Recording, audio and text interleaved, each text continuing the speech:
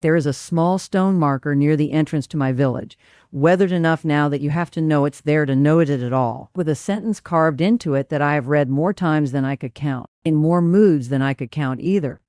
It says, roughly translated, at 80, you are merely a youth. At 90, if your ancestors invite you to join them in heaven, ask them to wait until you are 100 then. You might consider it. I passed that marker on foot for most of my life without giving it any real thought. The way you stop noticing a picture that's hung in the same hallway for decades. It was only sometime in my 70s, walking past it on an ordinary afternoon, that I actually stopped and read it properly, as though for the first time, and felt something shift in how I understood the years still ahead of me. I don't know exactly why that particular afternoon was the one where the words finally landed. I only know that I have not walked past that stone carelessly since. I want you to sit with that for a moment, the way I have. On mornings I felt every one of my 93 years in my knees, and mornings I felt none of them at all. Somebody carved that stone believing it plainly, not as a joke, not as a comforting phrase for a greeting card, and I have now lived long enough myself to understand exactly why they meant it. Today, I don't want to give you data or mechanisms or research citations, though I will share a few real ones along the way I always try to. I want to give you something smaller and, I think, considerably harder to find, the actual things I have heard, word for word, from people who lived past 100 in this village, in the years before they died, not what researchers concluded about them, what they themselves said in their own words about what a long life actually taught them. My name is Sachiko Yuhara. I am 93 years old, and I live in the hills near Ogimi, a village so unusually full of very old people that researchers gave it its own nickname decades ago, the Village of Longevity. 15 of my neighbors, out of roughly 3,000 people total, have lived past 100. 170 more are somewhere in their 90s, myself among them. I have known a good number of these people personally, sat with them, poured their tea, listened to them longer than most visitors ever get the chance to. I want to share with you what they actually told me across all those years, rather than what anyone assumed they'd say. I should say plainly that I am not, by that same count, one of the 15. I am 93, not 100, and I don't know yet which side of that particular line I'll eventually land on myself. I tell you this because I want you to understand my position honestly. I am not speaking to you today as one of the very old wise women this island is, known for, the way Kamada or Auntie Fumi were by the time I knew them. I am speaking as someone still close enough to that stage to remember clearly what it felt like to receive these lessons without yet fully living them myself, which I suspect makes me a different kind of narrator than either of them would have been, telling this same story. The first lesson came from a woman named Kamada, who I knew only in the last years of her life when she was already past 100 herself. She had been, by every account, strikingly beautiful in her youth hair to her waist, the kind of face people in her village still talked about decades later. I asked her once, rather clumsily, whether she missed that beauty, now that age had taken it the way it takes everything eventually. She looked at me for a long moment before answering, the way people her age often did, unhurried by a question they'd clearly already settled for themselves. It took me a long time to realize that beauty is within, she told me. It comes from not worrying so much about your own problems. Sometimes you can best take care of yourself by taking care of others. I did not understand that answer the way I do now, hearing it again in my own head at 93. I think I expected something about aging gracefully or accepting the loss. What she actually gave me was something considerably more useful. A redirection, not stop worrying about your problems as an instruction I could simply follow, the way a doctor might instruct me to eat less salt. A description of where her attention had actually gone across a century of living, away from her own concerns and toward whoever happened to be in front of her needing something. I have thought about that answer more times than almost anything else anyone has ever told me. I have tried, in the years since Kamada died, to actually test her lesson rather than simply admire it from a distance. On the mornings I find myself circling the same small worry, a pain in my hip, a bill that needs paying, some slight from a neighbor I've turned over too many times already. I have started deliberately asking myself who nearby might need something from me instead. It rarely solves the original worry directly, but I've noticed consistently enough now to trust it that the worry simply takes up less space once my hands and attention have somewhere else useful to go. I don't think Kamada was describing a trick for feeling better. I think she was describing where a long life had genuinely, gradually moved her attention, whether she'd planned it that way or not. The second lesson is one I heard less as a single sentence and more as a pattern, repeated by nearly every very old person I've known well enough to ask directly. None of them described their life in terms of achievement. I asked one man, well past 90 at the time, what he was proudest of, expecting perhaps a story about his year's fishing, or the house he'd built, or his children's success. He thought about it for a while and told me he wasn't sure pride was really the right question. What he was, he said, was simply still useful, still able to mend a net, still able to walk to see his friends, still able to make his own tea rather than have someone else make it for him. I have come to think that the absence of achievement language and how the oldest people here describe their own lives is not humility, exactly, or not only humility. I think it reflects something closer to a different measurement of a life entirely, not what you accomplished and then stopped doing, but what you are still actively doing today, regardless of how small it looks from the outside. I pressed him further that same afternoon, curious whether he'd ever measured his life the other way, the way I suspect most of you watching this have been taught to measure your own milestones. Reached, titles earned, a career's worth of accomplishments stacked up somewhere to look back on with satisfaction. He said he supposed he had once, when he was younger and the accomplishments still felt like they mattered on their own. But somewhere past 70, he told me, the stack of things he'd already done simply stopped being interesting to think about. Compared to the shorter, more immediate list of things, his hands could still manage that particular week. I think about that shift often now that I'm closer to his age than I was when he described it to me.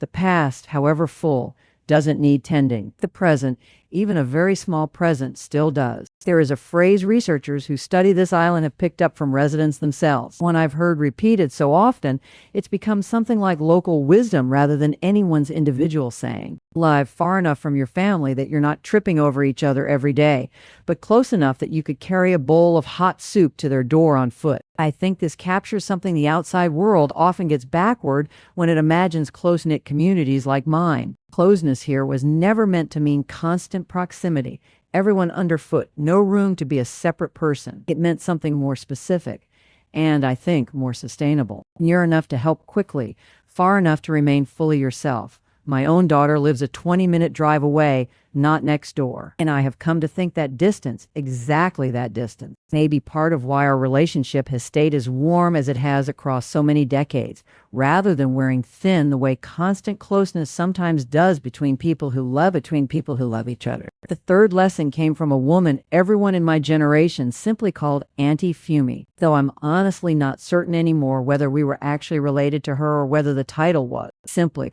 what an entire village called any woman old enough to have earned it.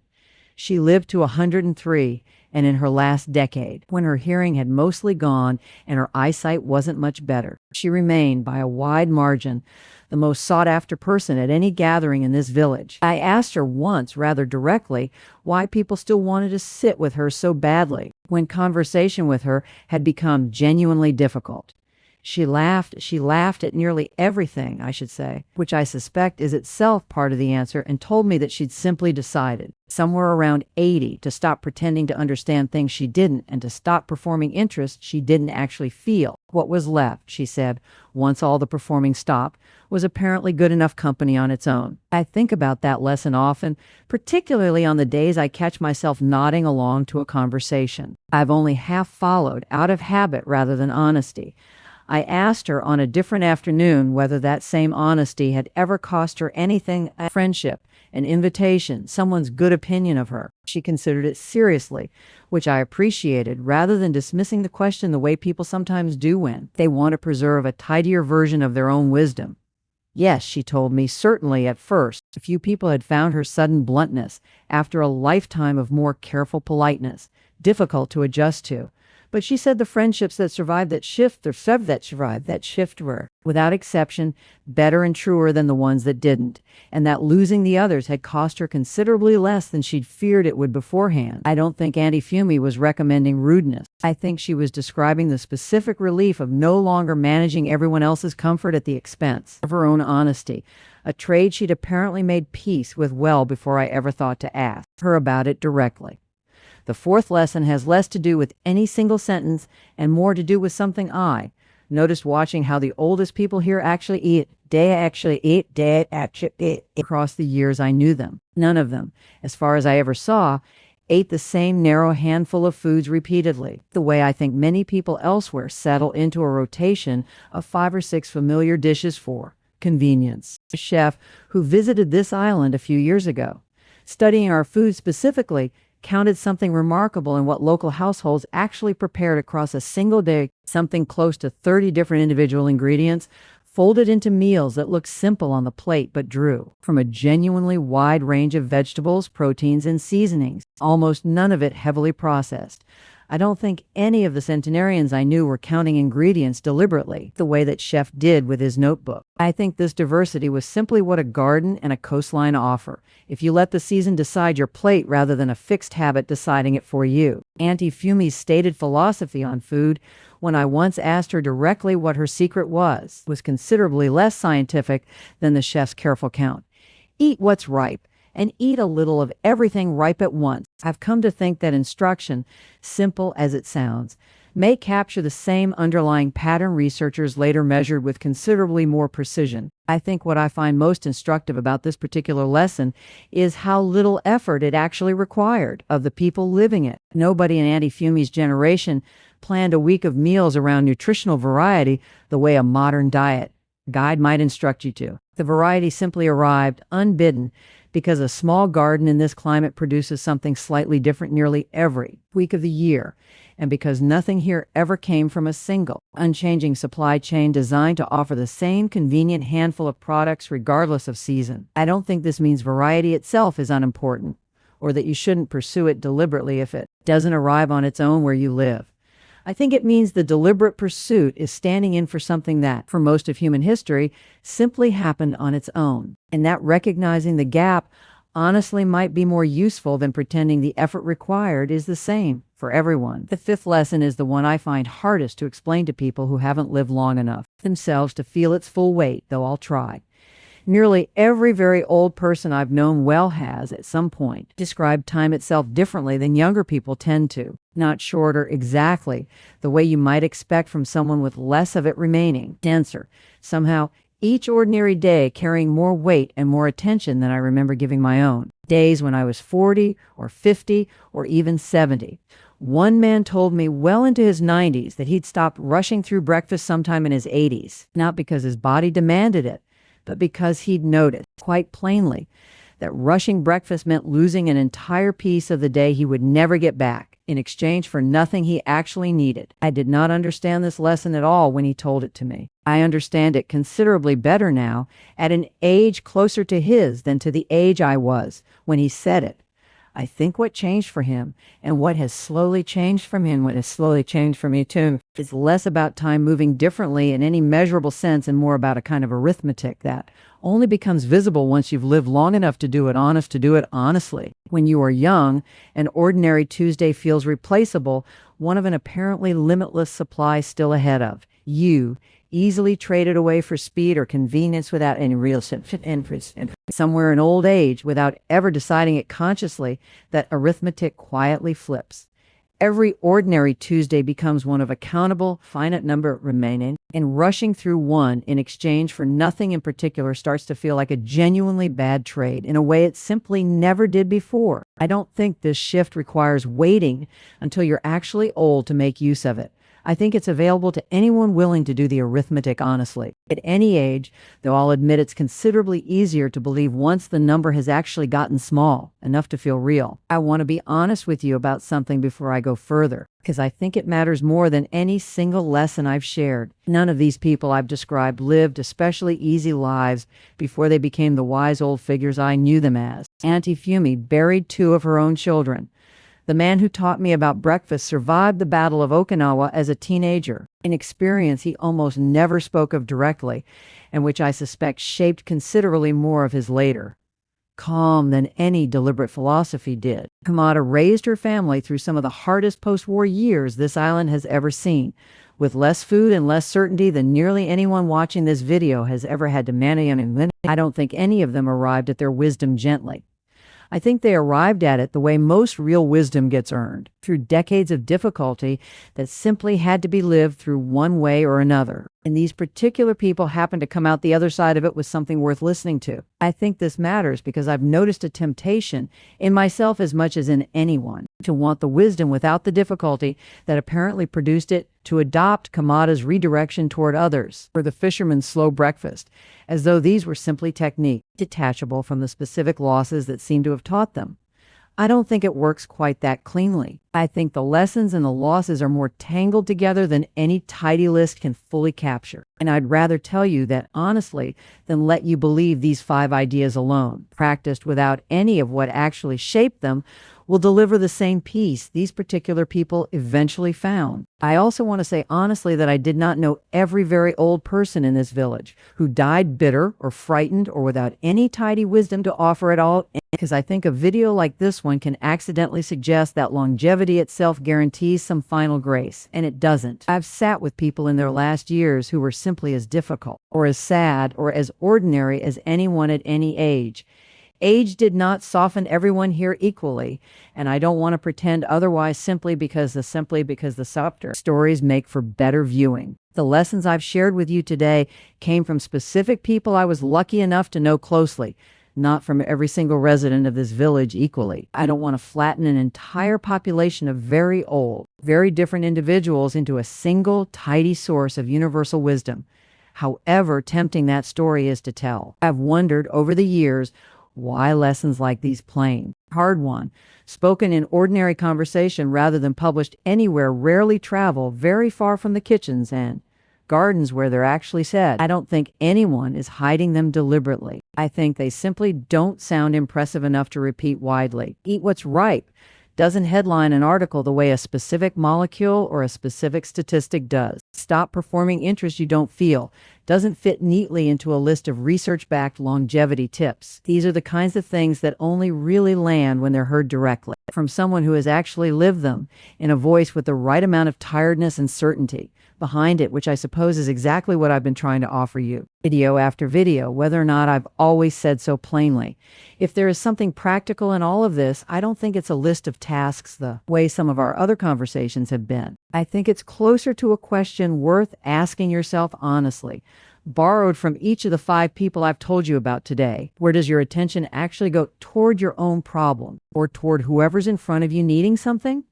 What are you still actively doing rather than merely remembering having done? Is there someone in your life you love better at a small distance than you would up close? And have you allowed yourself that distance without guilt? Does your plate hold real variety season to season, or the same narrow handful of convenience? And when did you last let an ordinary morning take as long as it actually wanted to take, rather than rushing it toward whatever came next?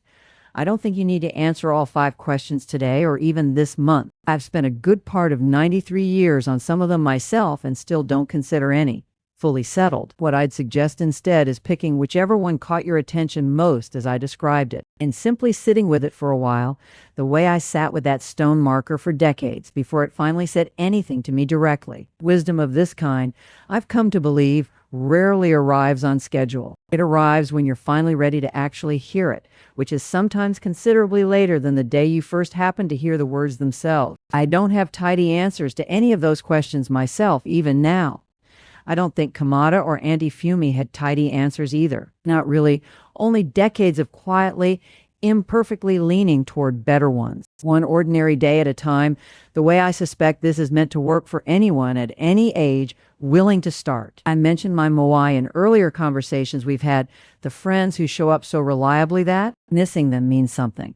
If you'd like to be one of the people who simply hear again next time, there's a small button near this video that does exactly that, and I'd be glad to have you stay. Tell me, if you'd like, whether anyone very old in your own life ever told you something you didn't understand until much later. I read what people share, and I suspect many of you are carrying a version of exactly that. Next time, I'd like to tell you about Auntie Fumi properly, from the beginning, who she actually was, not simply the wisdom she left behind. Because I think a person deserves to be remembered as more than the lessons they happen to teach someone else. Thank you for sitting with me this morning.